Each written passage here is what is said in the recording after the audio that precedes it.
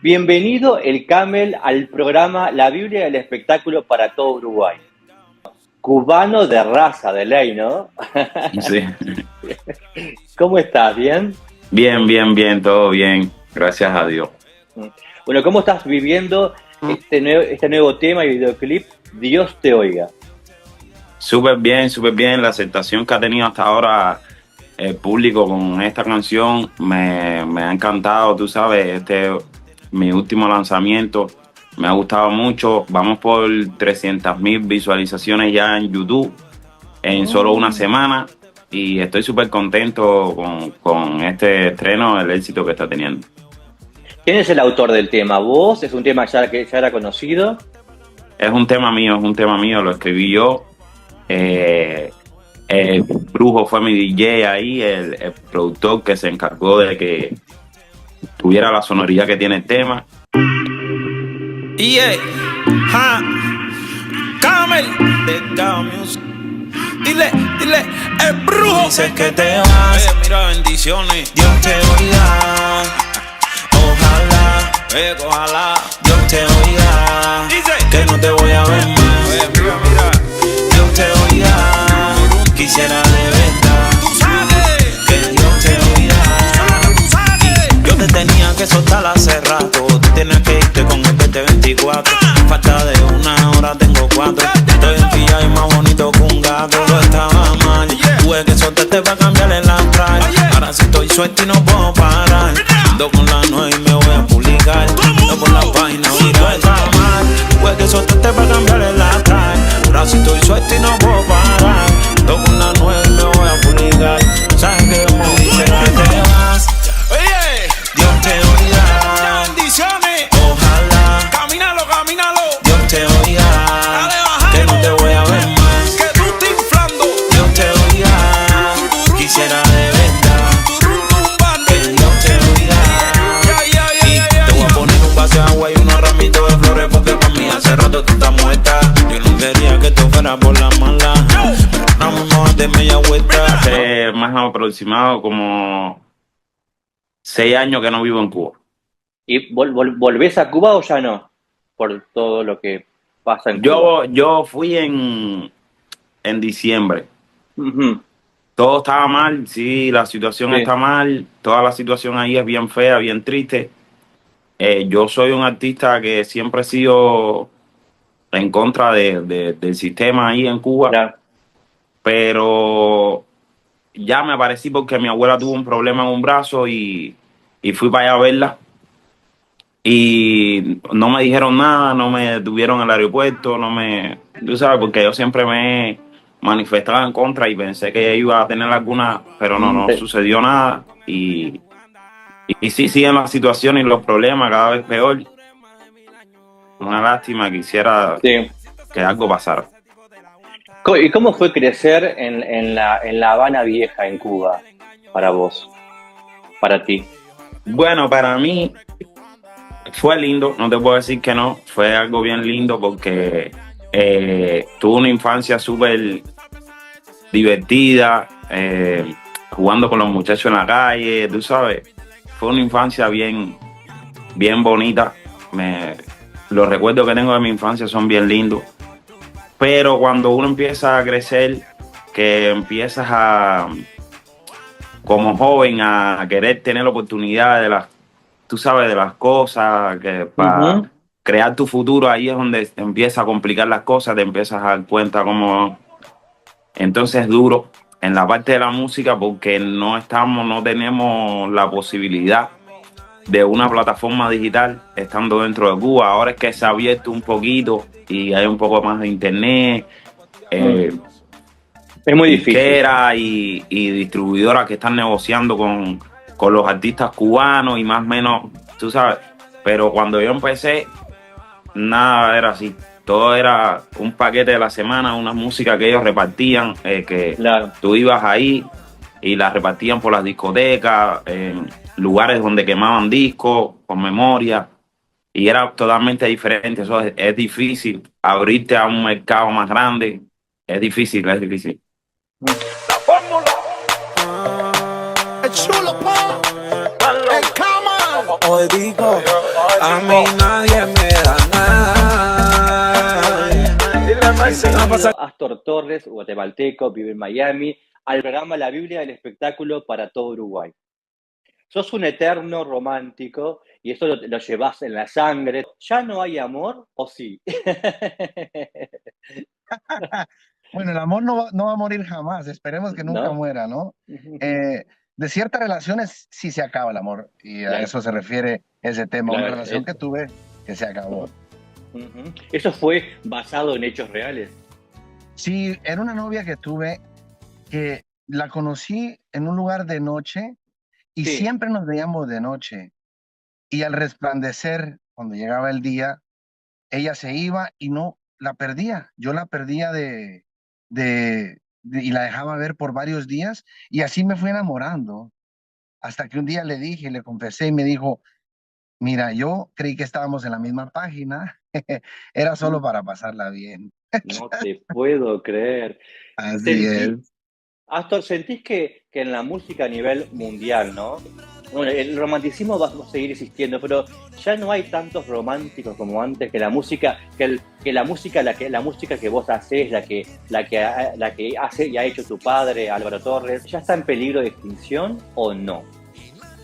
Mira, yo siento que no y me quiero rehusarme a creer de que es así. Lo que pasa es que los espacios sí se han reducido para la exposición a dicha música, ¿no? Y creo que es un camino aún más cuesta arriba porque estamos tratando de meternos en mercados donde quizás el espacio sea muy pequeño, pero siempre hay románticos empedernidos. Yo he tenido la fortuna de ir haciéndome un público relativamente joven que me quedo asombrado lo románticos que son. Y ellos son que buscan el tipo de música que yo, mi papá, y entre otros artistas como Pablo Alborán, hacemos, y vamos llegando a esos corazones. Pero sí es un poco más complicado.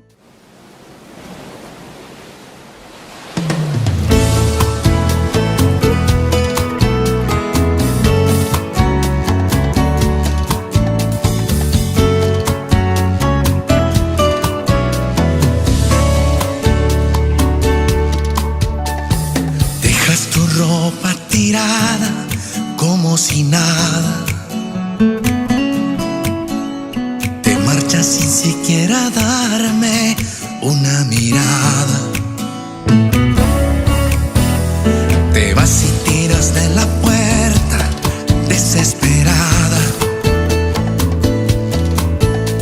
Tu risa la dejas ahí durmiendo en mi cama. De perderte es algo viejo, ni la sombra de mi corazón logró detenerte. Y el amor que te tengo es más que un cielo, y la luz que lograba del sol cambiaba en silencio. Ya no hay amor entre tú y yo. Ya no hay amor después que sale el sol. Ya no hay amor. ¿Cuál fue la primera gran canción de tu padre que interpretaste o que te gustó más en tus comienzos? Yo tenía unos 7 años, Ajá. fui a visitar a mi padre a los Estados Unidos, Uh-huh. y la canción que más me impresionó porque me gustaba muchísimo se llamaba Yo te seguiré queriendo. Mira. Llegando al punto que mi padre me dijo, ¿quieres cantarla? Y me puso en una radio, en una casetera a grabarla. Y ahí es donde yo también tomo la decisión de que me gustaba hacer esto, que es música. Uh-huh. ¿Vos de chiquito sufriste o tuviste crisis asmáticas en tu infancia? Sí, a los 11 meses tengo mi primera crisis asmática. Yo prácticamente vivía en los hospitales de los 11 meses hasta prácticamente a los 9, 10 años. Conforme fui desarrollando, fui mejorando con el asma, pero aún sigo siendo asmático. Lo que pasa es que ¿Sí? ya es controlado. ¿Y cómo se logra? Porque debe ser, tenés una voz increíble, pero ¿cómo lográs cantar así siendo asmático? ¿En qué te perjudica a nivel musical? ¿En qué te ha perjudicado? En el aire, la falta de aire, a veces quiero llegar a ciertas notas o extender ciertas notas que lleva la canción y me tengo que tomar el triple de aire de lo que puede tomar alguien que tiene pulmones normales, ¿no? Más sin embargo, me ha ayudado mucho a hacer ejercicio, natación, Mm, para expander los pulmones y obviamente estudio mucho. Quizás me atrevería a decir que estudio 2, 3 horas diarias tratando de perfeccionar mi técnica de respiro y mi técnica de canto. ¿Cómo es la energía de los niños a diferencia de las demás energías? Y yo creo que lo de los niños es como más puro, es más espontáneo, ¿no? Como que les nace tal cosa. No hay artificio, digamos, no hay pose. El niño, No hay si se poses, está ¿no? divirtiendo, si tiene te lo va a demostrar, si se está aburriendo también, Ujú. este, o se tapan los oídos, o qué sé yo. Puede pasar de todo. A mí una de las cosas que más me gusta es ver las caras, ¿no? Cuando Mira, estamos haciendo el espectáculo de los niños que están ahí adelante y verles las caras de como de sorpresa o de asombro o de lo que sea, o de alegría. Eso realmente siempre me conmueve mucho y como que te impulsa, ¿no? El tema es que mantener el interés de las niñas y niños durante como una hora, a veces una sí. hora un poquito, se va un poco Es más porque difícil, te requiere mucha energía. O sea, claro. no, nosotros trabajamos mucho el tema de que no hay silencios en los espectáculos, por ejemplo, nuestros. O sea, termina Oh, una cosa, claro. empieza otra, están aplaudiendo y ya arriba del aplauso arrancamos lo otro y seguimos y así y tal. No hay Entonces respiro. claro, no hay respiro, ¿viste? Porque me imagino que tanto vos como los demás integrantes de Ruperto Rock and Roll quedan con una energía allá arriba. Claro. O sea al bajar, al relajarse, al aflojarse, ¿qué sentís? ¿Te cuesta volver a Mirá, el tema es, normal?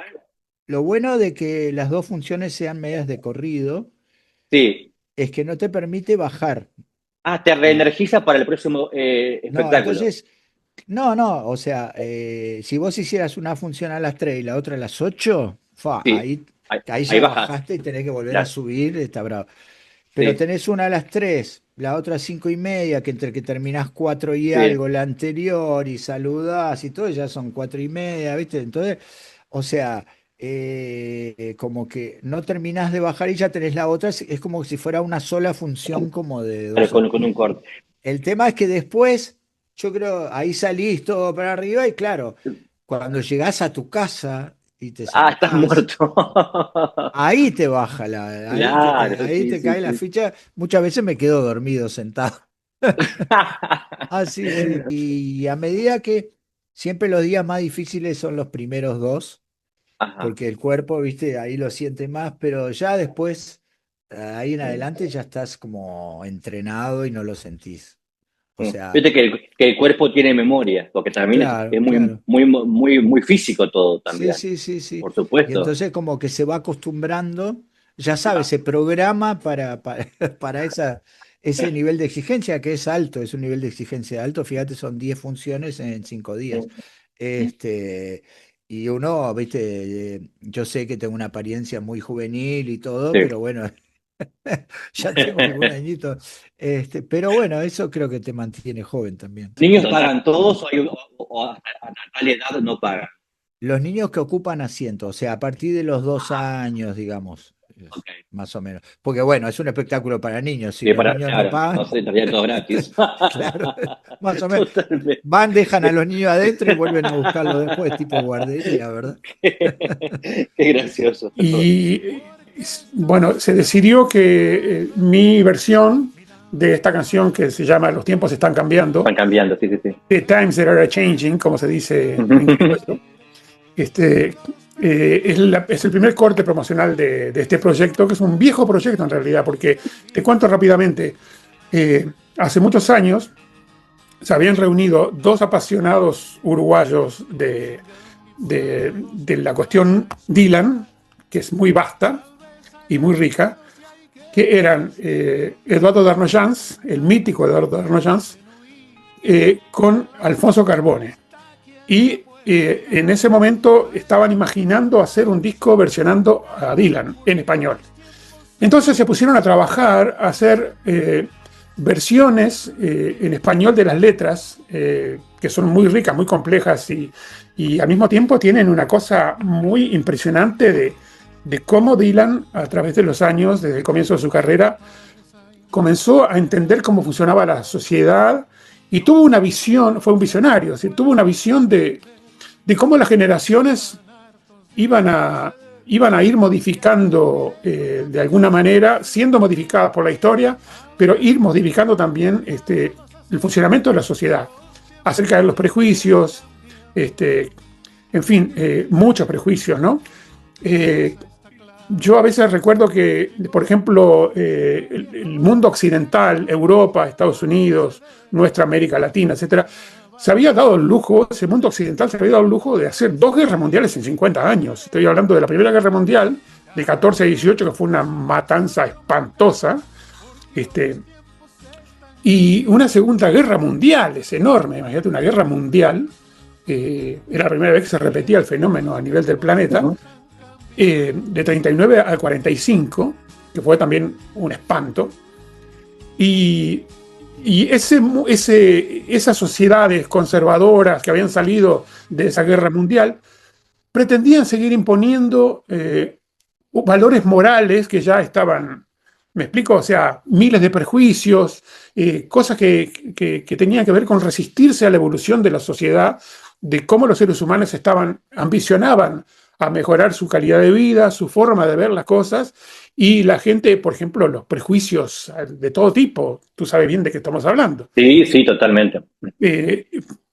Bueno, y al mismo tiempo en Estados Unidos se estaba viviendo una crisis muy grande, que tenía que ver con el reconocimiento de los derechos humanos de las minorías, de los negros sobre todo. Ahí aparecieron gente como Martin Luther King, fue el asesinato de Kennedy, en fin, Malcolm X, que era un tipo muy importante en lo que tenía que ver con las reivindicaciones de las minorías negras de Estados Unidos. Y aparece Bob Dylan hablando de todas estas temáticas.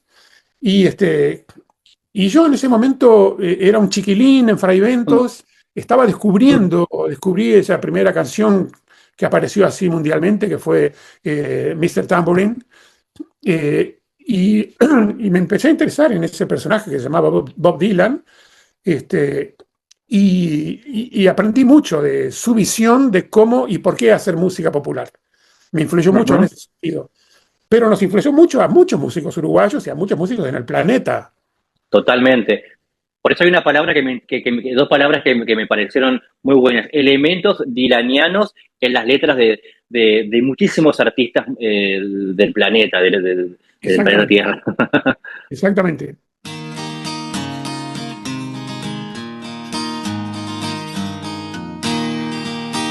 Arrímense gente de todo el lugar, entiendan que el río se va a desbordar, admitan que todo esto se va a inundar, o el que quiera que intente salvarse, decidan si quieren hundirse o nadar, y es que los tiempos se están cambiando. Soy Luces Velázquez, actriz. Quédense ahí porque voy a estar hablando de todo un poquito, muchos secretos, aquí en la Biblia del espectáculo.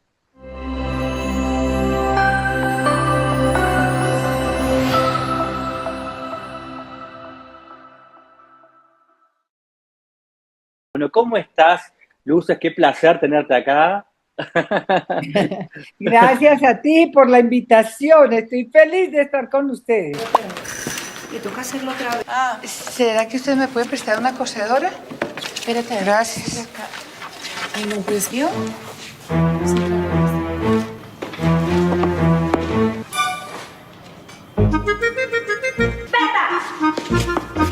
¡Mire quién se está Por favor, déjeme comerlo, que es que... Berta, deje ese chocolate ahí, que además usted no puede comer chocolate. Yo necesito este chocolate, me lo tengo que comer, ¿sí? Pues no. Hay un trastorno. Ay, Berta, esa dieta la está matando, Berta. Señora, yo creo que me tiene como descompensado el organismo. Más que sabido, me imagino que lo sabrás, que bueno, que más allá de otras telenovelas por el fenómeno de lo que fue Betty la Fea, en Uruguay sos archiconocida. Gracias. Sí, sí. ¿Has Gracias. recibido muchos mensajes de Uruguay en todos estos años? Recibo en general muchos mensajes de todo el mundo, ¿sabes? Sí, ya lo sé. Ujú. España es muy fuerte, Brasil, Argentina, Uruguay, Paraguay no tanto, algo de Perú, Chile, mucho. Centroamérica, hay varios países de Centroamérica, México. Sí, es como mucho porque de la vida ha sido generosa conmigo y me ha dado la oportunidad de estar en proyectos que internacionalmente han sido muy reconocidos y pues eso me ha creado ese lazo con gente de todas partes, de todos los países, cosa que además me encanta. ¿Qué es esto? Pues son los exámenes de laboratorio de la señora Fernández. Ah, sí, una relación de exámenes. Por favor, archívelos, Berta. Sí. Y desocúpame que estoy muy ocupado. ¿Qué es lo que está pasando ahí? ¿Están peleando por carne cruda o por plata? Prueba de embarazo. ¡Negativo! ¿Por qué no nos vamos para el hotel y la hacemos quedar mal delante de todo el mundo? Ay, sí, ¿no? Oiga, tenemos que conseguir a alguien que nos entre. Un beso pesado. ¿Pero ¿Quién? cómo? Vamos a perder el banquete de verla desmayarse delante de todo el mundo. Después hizo Comoda, que fue como una secuela chiquita. ¿Te sorprendió esta Betty la Fea, la historia continúa que se hizo el año pasado, que fue un éxito? Pues sí, no. Nosotros hace 5 años habíamos hecho Teatro. Betty la Fea Teatro, con mucho éxito, o sea, la taquilla se agotaba en todas partes donde íbamos y aquí en Colombia y en Bogotá fue, pero impresionante, era taquilla full todo el tiempo, era un teatro de 1.000 personas y de 1.000 sillas y siempre estaba lleno, siempre estaba agotado. ¡Usted sigue siendo la reina de las feas! ¡Muchas gracias! Me honra profundamente ser ratificada como la más fea. En ese momento del teatro pensamos que de pronto ya no pasaba, pero no, había grupos de admiradores que venían de todas partes del mundo a pasar el fin de semana para poder ir a ver la obra. Era muy bonito porque llegaban con banderas, nos traían regalos y entonces a la salida siempre habían fotos y charlas y fue muy bonito. Ese reconocimiento de la gente del trabajo que uno hace a uno como actor y a cualquier artista en general, obviamente lo llena pues de mucho placer porque de alguna manera es reconocer que lo que uno está haciendo se está haciendo bien, que hay una conexión con ellos. Claro. ¿Y cómo fue este reencuentro? Cuando grabaron ahora La historia continúa de Betty. Nosotros en general no hemos estado como desconectados, es más, tenemos un chat hace mucho tiempo, uno y otro, contando, nos pasó tal cosa, necesitamos tal, y funcionan, es muy bonito. Pero como habíamos hecho teatro, cuando nos volvieron a llamar ya para televisión, uno al principio dice, ay Dios mío, ¿será? Pero ya después nos dijeron que era La historia continúa. Claro. Que no era hacer un remake de lo que ya habíamos hecho, sino a contar qué pasó con los personajes después de 25 años. Eso me pareció muy interesante, porque de alguna manera es como cuando uno tiene un hermano, un tío, un amigo que quiere mucho y se fue a vivir a Australia y después de 10 años vuelve, o de 20 años uno dice, pero ¿qué pasó? ¿Tuvo hijos? ¿No tuvo? ¿Qué hizo? Entonces, de alguna forma era igual, ¿no? Era poder contar qué había pasado con los personajes y eso es muy chévere. Entonces ha sido lindo, nos hemos divertido. En el equipo hay una magia muy especial y es que cuando nos juntamos, como la primera vez que hicimos la novela, pasábamos muchas horas juntos, nos volvimos una familia. Entonces cuando nos juntamos, Es como cuando hay una familia que se juntan otra vez todos los hijos, aparecen los chistes flojos, los buenos, todas las cosas, toda la dinámica de nosotros como familia funciona otra vez y es muy bonito. ¿Ya grabaron la segunda parte de Betty la Fea Historia Continúa? Que se La había segunda anunciado. temporada. Sí, temporada de esta temporada. Es que De yo esta vuelta. hay muchas cosas que no puedo decir, pero bueno, es así, sí hay una segunda temporada. ¿Pero ya se grabó o están por grabar? Ya se grabó y este año sale. ¿Y cómo la ves? Sin contar, sin spoilear nada. ¿Cómo la ves? Sin decir nada. Maravillosa. ¿Sí? Qué lindo. Maravillosa. Se van a reír como locos porque está muy, muy, muy buena. Cuando Fernando Gaitán, el autor, escribió Betty la Fea, tu personaje de Berta, ¿qué libertad tuvo para ponerle cosas tuyas o en qué momento sentiste que ya era Berta? Porque viste que el personaje es como el teatro, se va aceitando cada vez más. ¿En qué momento sentiste qué le pusiste de voz? ¿Pudiste improvisar alguna cosita, ponerle yo algo? creo que lo que pasa es que, contrario al resto del elenco, Sí. que hizo casting y estuvo desde antes, y ensayaron, ni hicieron, ni funcionaron, ni las pruebas, el personaje que yo hago lo estaba haciendo una niña que no era actriz, que fue a acompañar a alguien a hacer un casting y ella estaba gordita, la escogieron. Yo en ese momento acababa de regresar de Brasil, yo había vivido 5 años en Brasil y había perdido 3 hijos, Sí, ya estaba gordita y demás. Entonces yo estaba haciendo una serie que se llama Francisco el Matemático. Mijita, tranquilícese.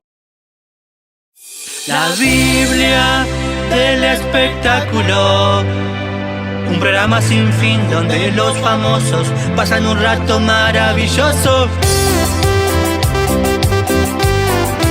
Marcel Tasset, invitados de lujo, que están llenos de gloria.